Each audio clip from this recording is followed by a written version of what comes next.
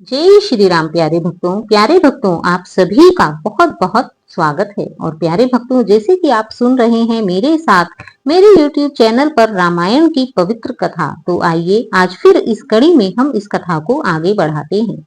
इससे पहले हमने देखा कि किस प्रकार से माता के कई दासी मंथरा के वश में आकर या उनके बहकावे में आकर राजा दशरथ से अपने पूर्व के 2 वरदान मांग लेती हैं, जिसमें वे पहले वरदान में अपने पुत्र भरत के लिए राज्य तिलक मांगती हैं, तो दूसरे में श्री राम के लिए 14 वर्षों का वनवास मांगती हैं। यद्यपि दशरथ जी श्री राम को वनवास भेजना नहीं चाहते थे, किंतु दशरथ जी को अपने कुल की प्राण जाए पर वचन न जाए, इस रीत को निभाते हुए उन्हें मजबूरी में राम को वनवास देना पड़ता है। तथा इस प्रकार से श्री राम माता केकई के वरदान के कारण राज तिलक की अपेक्षा वन जाने के लिए तैयार हो जाते हैं। तभी माता केकई श्री राम को कौशल्या जी के पास भेज देती हैं कि उनसे भी आशीर्वाद ले आओ। तो आइए देखते हैं कौशल्या माता के भवन में क्या होता है।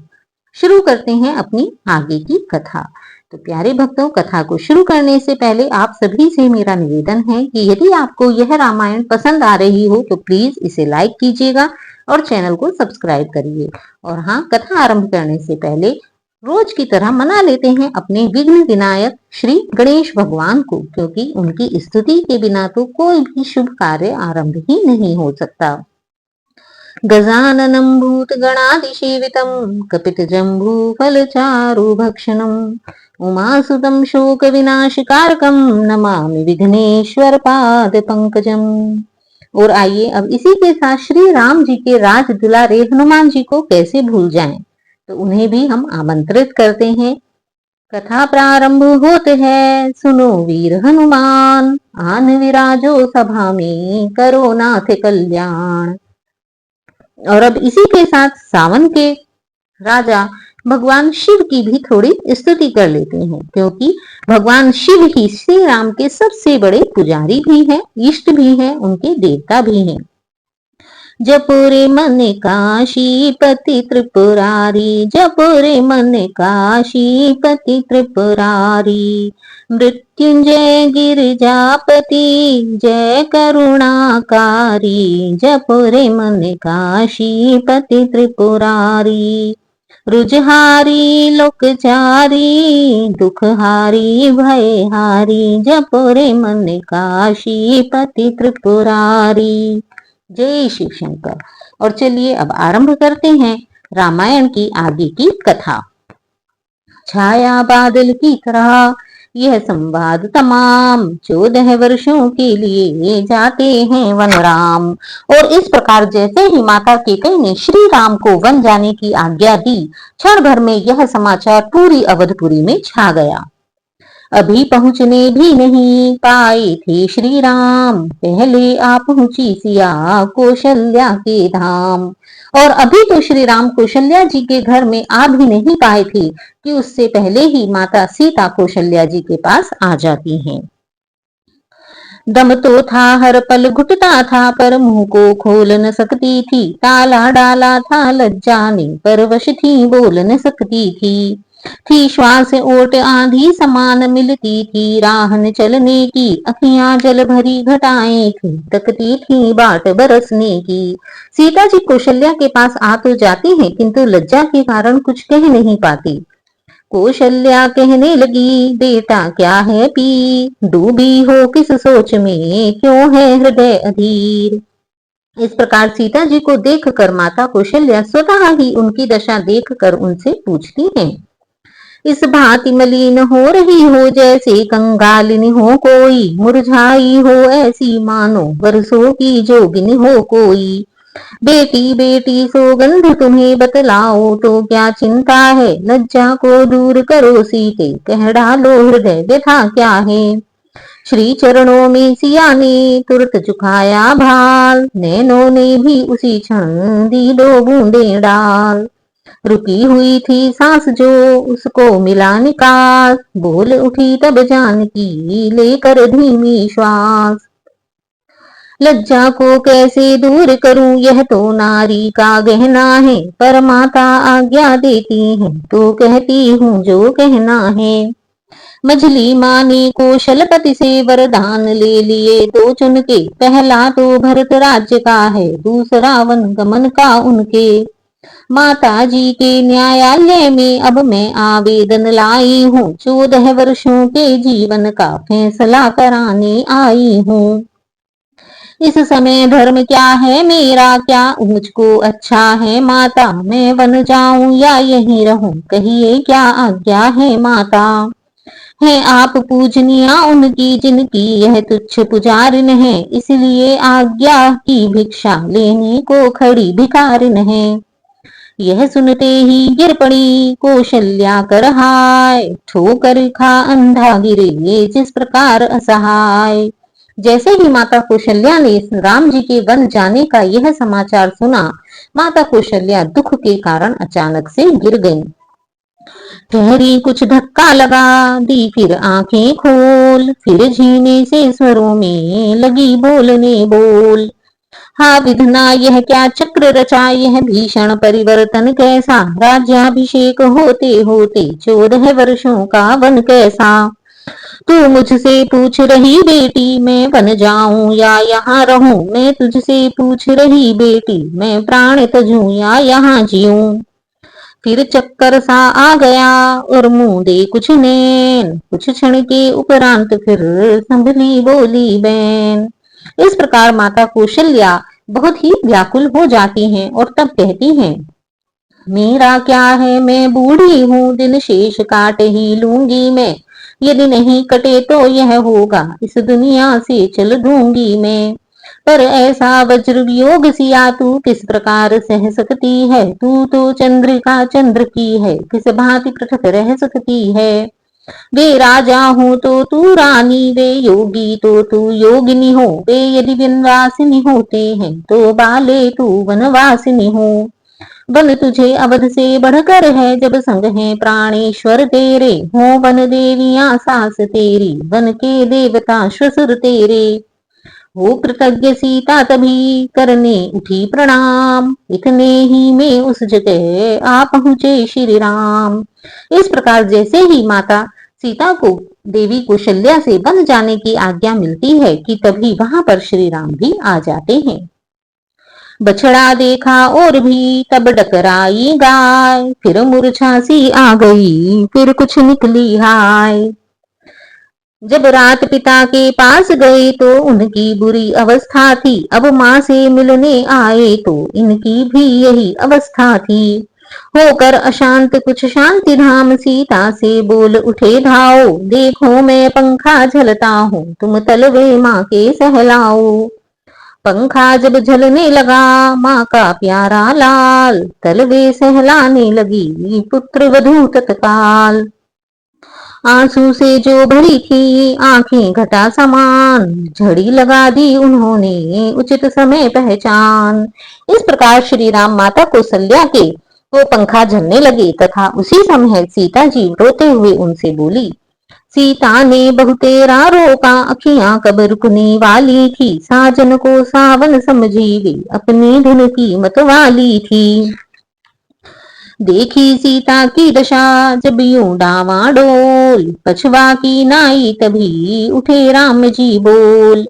सीते सीते क्यों रोती हो, क्या धरा वेदनाओं में है, सुख दुख है एक समान उन्हें, बल जिनकी आत्माओं में है। मैं जान रहा हूँ पति वियोग तुम नहीं प्रिय सह सकती हो, फिर भी आत्मा में बल लाओ, बल होगा तो रह सकती हो।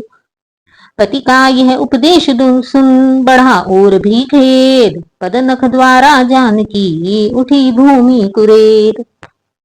यह सोच जानकी बोल उठी, किल किसकी बलशाली आत्मा हो, मेरे तो तुम ही आत्मा हो, आत्मा तो क्या परमात्मा हो।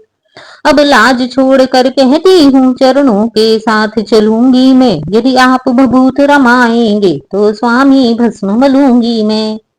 जीवात्मा जब चल देता है तो शरीर का कल्याण कहाँ, ऐसे ही समझे प्राणनाथ, जब नाथ नहीं तो प्राण कहाँ। कुछ क्षण तक तो चुप रहे फिर बोले रघुवीर, प्रिय प्रिय धीरज धरो ऐसे ना हो अधीर। इस प्रकार श्री राम जी सीता माँ को समझाते हुए कहते हैं, चलने को तो चल सकती हो, कर भ्रमण तुम्हारे योग्य नहीं। हे राजभवन की राजवधू, वन गमन तुम्हारे योग्य नहीं। यह कोमल तन सुकुमार कहाँ तुम, वह कहाँ विपिन संकटमय है, जिसमें वनचरु राक्षसों का, व्यालों का, बाघों का भय है। वह कैसा जब साथ है मेरे रघुकुल राज, वैदेही ने वचन यह कहे छोड़ कर लाज। क्या कहा जानकी कोमल है, जो नहीं गमन के लायक है। जानकी नाथ क्या है कठोर, उनका तन वन के लायक है। कहने को हम अब लाए हैं, पर हम में कितना ही बल है। हम कठोर से भी हैं कठोर, हम कोमल से भी कोमल हैं। सुखियों को भी दुख सहन शक्ति आती अवसर पड़ने पर है। मन साध लिया जाए तो फिर जंगल या महल बराबर है। रघुराई कहने लगे हैं यह वचन उदार, किंतु तुम्हारे गमन में बाधक एक विचार। मैं कैसे ले चल सकता हूँ जब हूँ आज्ञा के बंधन में। मंझली ने यह नहीं कहा सीता भी जाएगी वन में। अब तुमको साथ ले चलूं तो वह बात आन की जाती है। माँ कह देंगी वनवास कहाँ, जब साथ जान की कह जाती है।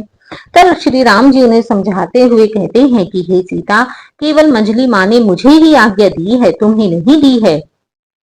यह सुन बोली जानकी है यदि यही विचार, तो पहले कर चुकी हूँ मैं इसका प्रतिकार। कह चुकी बड़ी माता मुझसे वे योगी, तो तू योगिनी हो। दे चुकी मुझे भी आज्ञा यह बाले, तू भी वनवासिनी हो। पति उधर आज्ञा पाल रहे, मैं इधर आज्ञा पालूंगी। पति अपना धर्म संभाल रहे, मैं अपना धर्म संभालूंगी। दासी है प्रभु की अर्धांगिनी, छाया की भांति साथ में है। मेरे जीवन की डोरी तो प्राणेश्वर इसी हाथ में है। उधर अश्रु जल हो गया माँ को दवा समान, इधर यही है तो चलो बोले कृपा निधान। कुछ ही क्षण में हो गई निश्चित यह सब बात, मूर्छा से जब तक जगी श्री कौशल्या मात। दिया सहारा बहू ने मिला जरा आराम, बूढ़ी आंखों ने तभी देखा अपना राम। इस प्रकार जब उधर श्री राम एवं सीता जी में वार्तालाप हो रहा था, तभी इधर माता कौशल्या की आंखें खुल जाती हैं। पल भर को भूल गई मैया, कैसा वन कैसा राज तिलक। बोली ला बहू तनिक रोली, काढ़ू माथे पर आज तिलक। फिर कहा कह गई मैं यह क्या बेटा, तू तो वन जाता है। तन जाता है मन जाता है, धन जाता है सब जाता है। क्या सचमुच मेरा नेह छोड़ जोड़ोगे नाता आज्ञा से। क्या सचमुच वनवासी होंगे तोड़ोगे प्रीत अयोध्या से। क्या सचमुच आन कर चुके हो 14 वर्षों तक आने की। क्या सचमुच राजा ने तुमको दी है आज्ञा वन जाने की। यही कहते हुए फिर मौन हो गई मात, हाथ जोड़कर राम ने तुरंत कही यह बात। मैया मैया क्या बतलाऊं, अब तो विचार ऐसा ही है। मुझको तो जैसा राज तिलक बन जाना भी वैसा ही है। मुझसे भी अधिक चाकरी को है भरत आपका दास यहाँ। दुख क्या है वन जा रहा एक दूसरा पुत्र है पास यहाँ। यह सच है पर एक भी वह क्यों वन को जाए। लगी सोचने उसी क्षण माता उचित उपाय। तेरी विचार के सागर में कुछ उभरी फिर कुछ बोल उठी। एक ही बात थी जानधार वह ही कौशल्या बोल उठी। इस प्रकार कौशल्या माता श्री राम जी को रोकने का प्रयास करती हैं। बेटा वे तुम्हें भेजते हैं यदि 14 वर्षों को वन में, तो तुम कदापि तैयार न हो इस उचित आज्ञा पालन में। मैं माता हूँ, माता का पद है बड़ा पिता से हे बेटा, इसलिए रोकती हूँ तुमको अपनी आज्ञा से हे बेटा। यह ही कहते हुए जब हुआ मुख कमल बंद, बोले सरल स्वभाव से तब श्री रघुकुल चंद। कुछ कहा ने यद्यपि पिताजी ने, फिर भी वरदान समस्या है। वन जाने में मंझली माता की कई माँ की ही आज्ञा है। तब राम जी कहते हैं कि हे माता, मुझे पिताजी ने कुछ नहीं कहा, अपितु कैकेयी माता ने ही आज्ञा दी है। ऐसा है तो लाचारी है, यह बोली कौशल्या माता। क्या छोटी और बड़ी मंझली है, सब समान माता माता। अच्छा जाओ मेरे लालन, अब बने तुम्हें अयोध्या हो। आशीष है यह ही माता की, दिन पर दिन मान प्रतिष्ठा हो। इस प्रकार उपदेश दे बार बार कर प्यार। फिर माता कहने लगी, सुनो पुत्र सुकुमार। संकट को जो सह लेते हैं, मन वांछित पद वह पाते हैं। सुख दुख समान जो समझते हैं, योगेश्वर वही कहाते हैं। वर्षा का गंगा का पानी ठहराने कभी ठहराए है। सीता भी वन में जाने को बैठी आसरा लगाए है। यह अर्धांगिनी तुम्हारी है, इसको भी राम साथ में लो। मैं आज्ञा तुमको देती हूँ, इसका भी हाथ हाथ में लो। इतना कह विह्वल हुई, दी फिर बहुत आशीष। तभी राम ने सिया ने चरण नवाया शीश। अब सुनिए, इस मंदिर में जब यह शिष्टाचार हो रहा था, उस समय सुमित्रा के घर पर कुछ और विचार हो रहा था। जिस समय माता कौशल्या के भवन में इस प्रकार से बातें हो रही थी, उसी समय वहां सुमित्रा जी के भवन में लखनलाल जी की कुछ और ही बात चल रही थी। कौशल्या जी ने सीता से जैसे समस्त वृत्तांत कहा, त्यों ही उस ओर सुमित्रा से लक्ष्मण ने निज सिद्धांत कहा। बोले आज्ञा दीजिए तो हम करें उपाय, देखा जाता है नहीं रघुकुल में अन्याय। वह कौन मांगने वाली है, जो मांग रही है राज तिलक। अधिकार जिसे है गद्दी का, होगा उसको ही आज तिलक। अन्याय अगर होता है तो चुप रहने में संतोष नहीं। बन जाने की भी खूब रही, क्यों जाए जब कुछ दोष नहीं। माता बोली लोकमत तो होगा प्रतिकूल, लेकिन चलना पड़ेगा राजा के अनुकूल। इस प्रकार जब लक्ष्मण जी वहां पर क्रोध करते हैं, तब माता सुमित्रा उन्हें समझाते हुए बोलती हैं, हे बेटा, प्रतिकूल पिताजी के प्रण से पुत्रों का चलना ठीक नहीं, इसलिए मौन रहना अच्छा, यह बात निकलना ठीक नहीं। यदि नहीं प्रतिज्ञा वह होती तो भीषण आंदोलन होता, या वन में अवधपुरी होती या अवधपुरी में वन होता। कि यदि बात प्रतिज्ञा की नहीं होती, वरदान की नहीं होती, तो मैं किसी भी तरह से इस अनुचित बात को नहीं होने देती, किंतु हमें सभी को प्रतिज्ञा का मान रखना ही है। इसमें अब यह उचित है गौरी गणेश मनाओ, रघुनंदन के साथ में तुम भी वन को जाओ। वह सिया सहित वन जाता है, यह देख न सकती हैं आंखें, इस कारण साथ भेजने को अब तुम्हें निरखती हैं आंखें। तुम आज्ञाकारी बेटे हो तो मानो मेरे वचनों को, सेवा में उनके साथ था तत्पर हूँ 14 वर्षों को। कहे सुमित्रा मात ने इस प्रकार जब बैन, भरे प्रेम अश्रुओं से लखन लाल के नैन। देखो वह भी है एक मात, अपने को राज दिलाती है, सोते ले लड़के को लड़कर घर से वन को भिजवाती है। इस ओर एक यह भी माँ है, इस माँ की भी तो छाती है, जो सोतेले की सेवा में अपने की भेंट चढ़ाती है। यही भाव थे हो गए जिनमें लखन अनन्य, विह्वल वाणी से कहा, जय जननी तुम धन्य। तुम देवी हो तुम विदुषी हो, तुम सच्ची छत्राणी हो माँ, तुम नहीं मानवी हो कोई, तुम तो सदेह वाणी हो माँ। तुमने माँ तुमने समय देख मेरे ही मन की बात कही, जो मैं कहलाने आया था वह स्वयं तुम्ही ने बात कही। मुझ में भी यही लालसा है, पकड़ूं रघुराई की बाहें, भाई की सेवा करने को हाजिर हैं भाई की बाहें।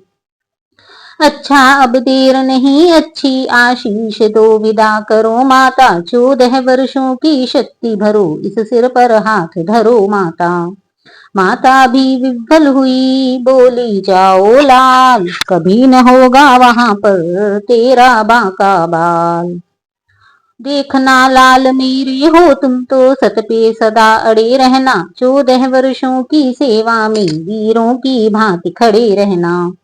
किंचित भी पीछे हटे लाल तो क्षत्रिय धर्म मिटा दोगे, कर्तव्य मार्ग से डिगे अगर तो माँ का दूध लजा दोगे। जाओ प्रसन्न रखो उनको जो मुद मंगल के दाता हैं, अब पिता तुम्हारे रामचंद्र और सिया तुम्हारी माता हैं। यह कह आशीर्वाद दे सिर पर फेरा हाथ, हो प्रसन्न लक्ष्मण चले चले नवा कर मात। कुछ समय वहां ठहरे लक्षण थी लाज भरी उर्मिला जहां। इस प्रकार माता सुमित्रा के यहाँ से चलकर लक्ष्मण अपने भवन में उर्मिला के पास आते हैं। या यूं कहिए घन घोरों में था शरद चंद्रमा खिला जहां। सीकों की सुगड़ चटाई पर वह गृह लक्ष्मी थी पड़ी हुई, जब स्वामी को आते देखा गंभीर भाव से खड़ी हुई। पहले चरणों में गए फिर नैनों तक नैन, देख अवस्था प्रिया की बोले लक्ष्मण बैन। उर्मिला उर्मिला विदा करो दिन है उत्साह दिखाने का, माँ ने भी आज्ञा दे दी है प्रण है मेरा वन जाने का। इस समय नहीं कुछ देर तलक इस मंदिर में ठहरूंगा मैं, भाई की सेवा में तो अब जीवन ये सफल करूंगा मैं। कंपित होने को हुआ यह सुकुमार शरीर, किंतु धन्य उस सती ने तजान अपना धीर। यह सुनकर उर्मिला को बहुत ही अधिक दुख होता है, किंतु फिर भी वह धैर्य धारण करती हैं। भीतर ही भीतर आग लगी पर प्रकट धुएं का पता नहीं, बुझ गई वहीं की वहीं ज्वाल बाहर तक आई हवा नहीं। बोली वह होगा वही जैसा हो भवितव्य, किंतु यही तो समय है पालन को कर्तव्य। हे हृदयेश्वर प्रस्थान करो श्री रघुराई की सेवा में, भाई का जीवन सार्थक है भाभी भाई की सेवा में। मैं भी कहती हूँ यह ही दिन है अति उत्साह दिखाने का, प्राणेश्वर यह ही अवसर है रघुकुल में सुयश कमाने का। मैं खुश हूँ जब यह देख रही सो पोशाक सफर की पहने हो, वन जाने को जब हो तैयार तो यहाँ किस लिए ठहरे हो। लक्ष्मण ने जब यह सुने अर्धांगिनी के बैन, रोम रोम हर्षित हुआ सजल हो गए नैन। तुम कहती हो कृतकृत्य हुई मैं कहता हूँ धन्या हो तुम, उर्मिले न तुम भी हो मनुजा साक्षात देव कन्या हो तुम। माता हो जहाँ सुमित्रा सी पत्नी उर्मिला समान जहाँ, उस घर की शोभा क्या कहिए धरती पर ही है स्वर्ग यहाँ। तुमने पूछा क्यों ठहरे हो उसका कारण बतलाता हूँ, यदि मेरी 14 वर्षों की बिछड़न तुमको खल सकती हो तो मैं यह कहने आया हूँ तुम मेरे संग चल सकती हो। इस प्रकार लक्ष्मण जी उर्मिला से कहते हैं कि तुम चाहो तो मेरे साथ चलो, किंतु उर्मिला उनकी सेवा को देखते हुए वहां उनके साथ जाने से मना कर देती है।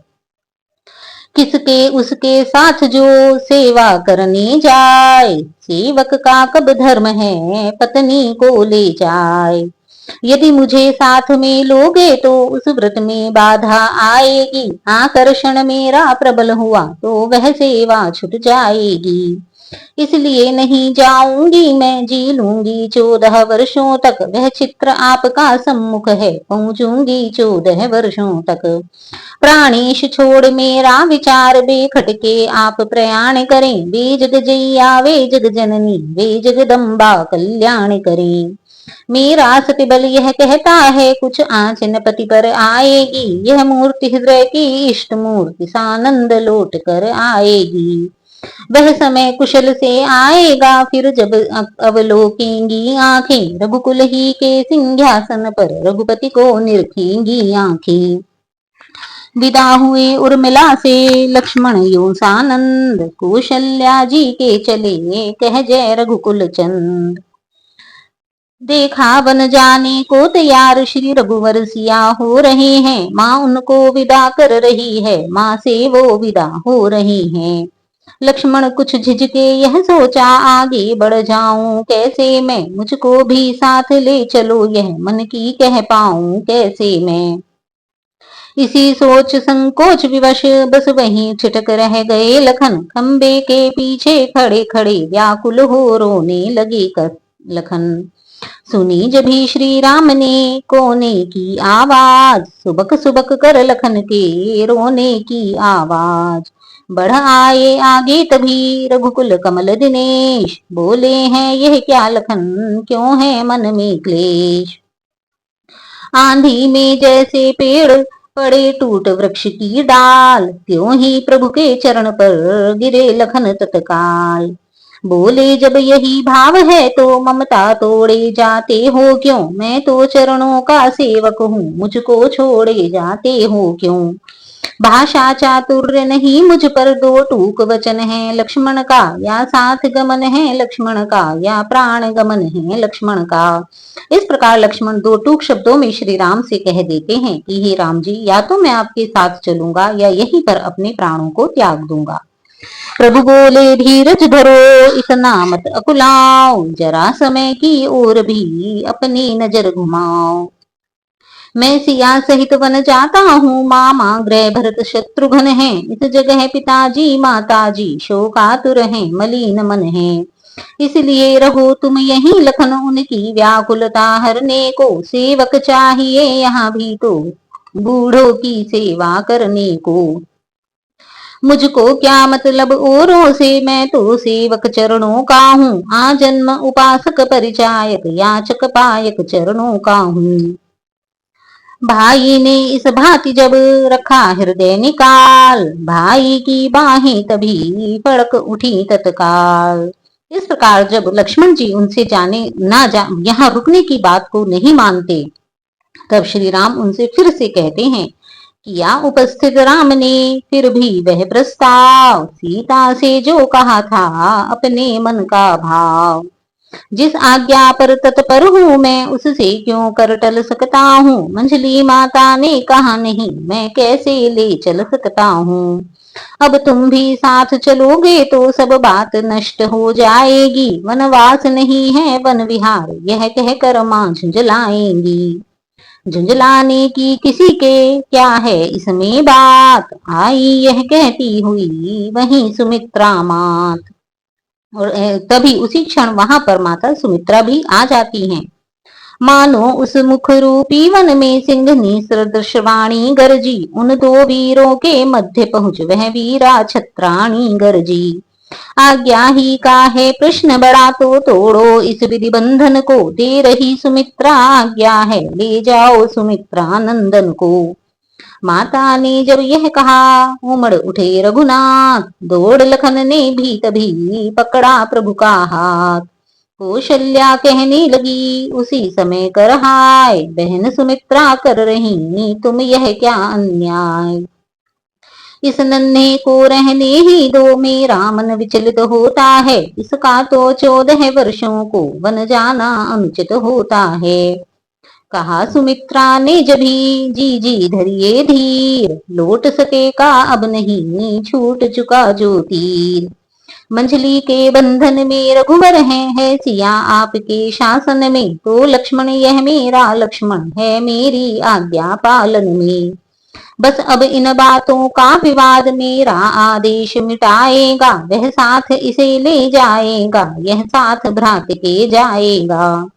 कौशल्या ने कहा अब आज्ञा काटे कौन, बहन सुमित्रा कर दिया तुमने सबको मौन। तब इस प्रकार कौशल्या जी सुमित्रा को देखकर कहती हैं, और उसके पश्चात श्री राम जी को समझाते हुए कहने लगी, देखना राम इस लक्ष्मण को तू वन को लिए जा रहा है, उर्मिला सुमित्रा के धन को जीवन को लिए जा रहा है। पर ध्यान रहे उस जंगल में यह फूल न कुम्हलाने पाए, जैसा जाता है हरा भरा वैसा ही खिला खिला आए। यह छोटा तू है तू बड़ा, यह सेवक तू नाथ, इसका तेरे हाथ में देती हूँ मैं हाथ। जैसा इसको तू ले जा रहा वैसा ही साथ लिए आना, यदि कहीं कभी कुछ हो जाए तो इसको साथ लिए आना। अब सब चलकर आ गए कोप भवन के पास, पड़े हुए थे जहां पर रघुकुल राव उदास। जब यह देखा एक की जगह जा रहे तीन, हुए और भी इंद्रपति तब शोक सिंधु में लीन। उठना चाहा उठ सके नहीं, दुख गई पसलियां गिर गिर कर, आंखों से प्राण नहीं निकले रह गई पुतलियां फिर फिर कर। बोले थी बात एक ही की दो और सिधारे जाते हैं, क्यों नहीं जा रहा है जीवन जब जीवन प्यारे जाते हैं। यही कहते हुए फिर मूर्छित हुए इंद्रपाल, आगे बढ़कर राम ने चरण छुए तत्काल। फिर दोनों आंखें खुली मिला क्षणिक विश्राम, देखा अपने सामने अपना प्यारा राम। इस प्रकार जैसे ही श्री राम जी ने दशरथ जी के चरण छुए, दशरथ जी की दोनों आंखें खुल गई। किंतु यह देख कर केकई यह नहीं चाहती थी कि दशरथ जी राम जी को यहाँ पर बहुत देर तक रोके, इसलिए वह तुरंत ही वहां से जाकर वस्त्रों को ले आती है। उधर सहारे से उठे बूढ़े पिता तुरंत, रामलाल को पास में बिठला लिया तुरंत। बार बार चुंबन किया, बार बार फिर प्यार, बार बार उस रूप पर हुए राजा बलिहार। बोले मुझ सान कठोर पिता पृथ्वी पर और कहीं होगा, तुम सा भी आज्ञाकारी सुत जग में अन्यत्र नहीं होगा। तुम घर का प्यार छोड़ते हो, मैं अपना प्यार छोड़ दूंगा, तुम छोड़ रहे हो अवधपुरी, मैं यह संसार छोड़ दूंगा।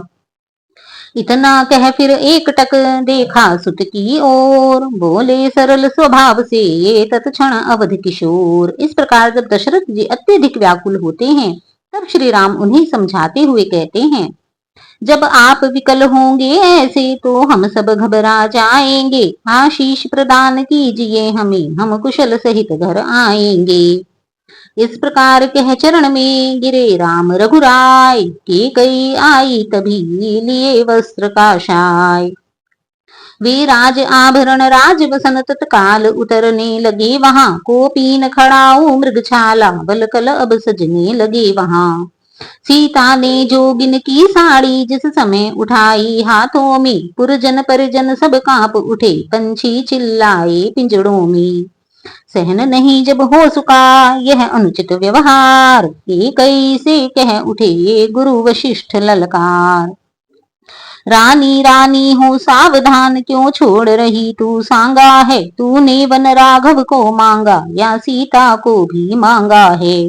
सीता पर क्या अधिकार तुझे, जो जोगिन उन्हें बनाती है, हम जितना दबते जाते हैं तुम उतना चढ़ती जाती है।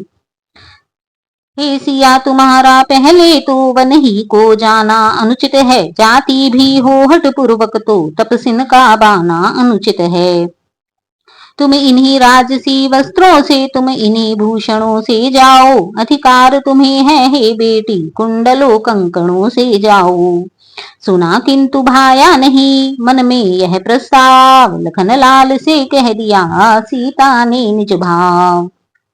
लक्ष्मण बोले आपका है गुरु ठीक विचार, किंतु हमारी मात को वह सब नहीं स्वीकार। इस प्रकार लक्ष्मण जी कहते हैं कि हमारी माता सीता कह रही हैं, वे कहती हैं स्वामी जब तपसी बाने में जाते हैं, तो दासी का रानी समान जाना क्या शोभा पाता है। यदि स्वामी तपसी होते हैं तो दासी पहले तपसिन है, कैसे तपसिन है नहीं करते हम स्वीकार। कह उठे गुरु उस समय फिर इस भांति पुकार, किंतु उनकी इस बात को गुरुओं ने स्वीकार नहीं किया और वे सीता जी से कहने लगी, वन में जाकर चाहे कैसा तुम अपना वेश बना लेना, जोगिन बनना तपसी बनना या अंग भभूत रमा लेना।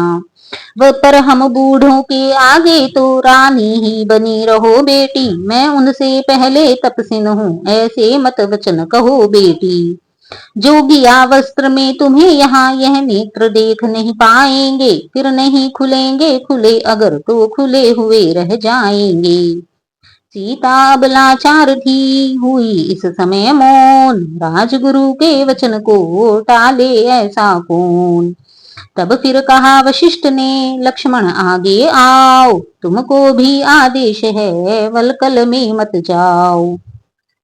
तुम जाते हो परिचारक बन वन में परिचर्या करने को, तो धनुष बाण संग में ले लो स्वामी की रक्षा करने को। सामान शिकारी से कैसे हो बाना योद्धाओं का साहो, निष्ठा हो सहचर अनुचर की व्रत संयमशील यति का हो। कुछ कहने को थे लखन किंतु हुआ मुख बंद, कहा गुरु ने मानना होगा है सौगंध। जैसे ही लक्ष्मण कुछ कहने के लिए हुए तभी गुरुजी ने उन्हें अपनी सौगंध देकर चुप कर दिया। वही हुआ गुरुदेव को जैसा था स्वीकार, तीनों ही वन को गए उसी प्रकार तैयार। सियावर राम जय जय राम, मेरे प्रभु राम जय जय राम। तो प्यारे भक्तों, आज तक की हम कथा को यहीं पर विराम देते हैं। तो प्यारे भक्तों, इस प्रकार श्री राम जी, सीता जी तथा लक्ष्मण जी वन जाने के लिए तैयार हो जाते हैं। इसके आगे की कथा का श्रवण हम कल करेंगे। तो प्यारे भक्तों, आपको यह कथा कैसी लग रही है, तथा यदि आपके पास कथा को, रामायण को पढ़ने का समय नहीं भी है तो भी आप अपने काम करते करते इस कथा को सुन सकते हैं। वैसे भी कहा जाता है कि सावन में रामायण की कथा को सुनना बहुत ही शुभ होता है। इसी के साथ आज के लिए जय श्री राम।